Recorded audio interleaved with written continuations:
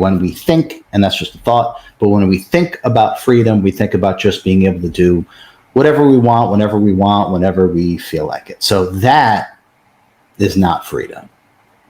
Freedom, true freedom, authentic freedom, tangible freedom is when we escape the tyranny of the finite mind and limiting body consciousness.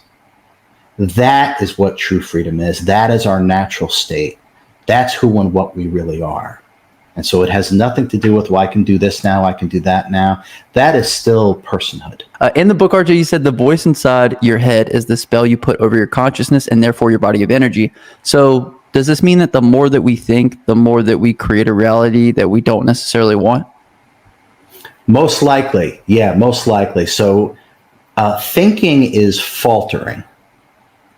Now I'll explain what that means. So thinking is not knowing. So if you're thinking, really the only thing that's happening is you're just taking yourself further and further out of alignment, and you're getting further and further away from the source of knowingness, which is the I am presence, to dwell within, as for, and by the self. Thought is really electromagnetic interference. It's flipping through the mental Rolodex of past impressions and then trying to apply that to what is going on at the moment, and then that gets projected into your future. So thinking is faltering. And so the more that we can be present and tap into the knowingness, the less that we will rely on mental machinations, which is not knowing. And clarity will start to take place. So as an image, Justin, think of like those snow globes, right? So you shake it up and you kind of can't really see, all the little snow is coming down. That's thinking. That's what thinking is. So it's a lack of clarity. We only think about what we don't know. And what you do know, you never think about. But you don't come to knowingness through thought. You come to knowingness through stillness and silence. So we want to really do the opposite. So thinking just takes us further and further out of alignment. If we look at thinking, if we look at mental process, right?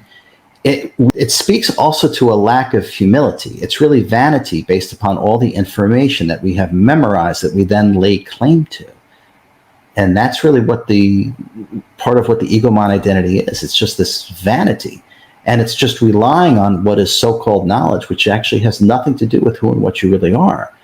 But the problem is that we think, which is just a thought, but we think we know. But the finite mind doesn't know anything. The reason why it's constantly voracious for information is because it doesn't know anything. Now, the real challenge to the ego mind identity is to actually face this and simply ask yourself the question, what do I know? And the answer you get is nothing. This is so profound that I think it escapes the transformative powers of just asking ourselves the question, what do I know? And the answer you get is nothing. So thinking is absolutely an expenditure of energy that if humanity stops doing that, we will increasingly become more self-aware and more energetically powerful by not thinking. So RJ, is the goal then not to think at all? And then is that even possible? Okay, no, I don't feel the goal is to not think at all. Okay. To realize what thoughts are, they're electromagnetic interference. Thoughts and emotions are messengers that were out of alignment. So if we got stuff going on and we got this going on, we're not rooted in the present moment, because you can't be present and rooted in the I am and be thinking and be emoting. It's actually impossible, because those are reactionary states out of a state of illusion and delusion. So the goal is not to never think. Now, let me explain that. Okay, so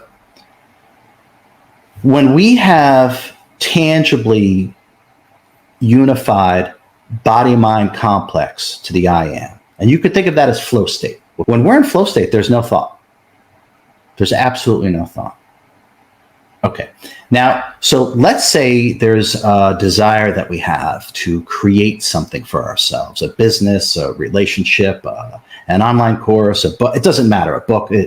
It's irrelevant, actually. It's completely and utterly irrelevant. In order to actually manifest this properly, part of what we have to look at is the order of creation itself, which is desire, intention, thought, emotion, action, and then behavior. That's also the order frequentially or in frequency. So we are working at our highest and most powerful state through desire and intention. Now, when the I am, the desire, and the fulfillment are coming from the same place, the I am, and there's total unification with the desire and intention.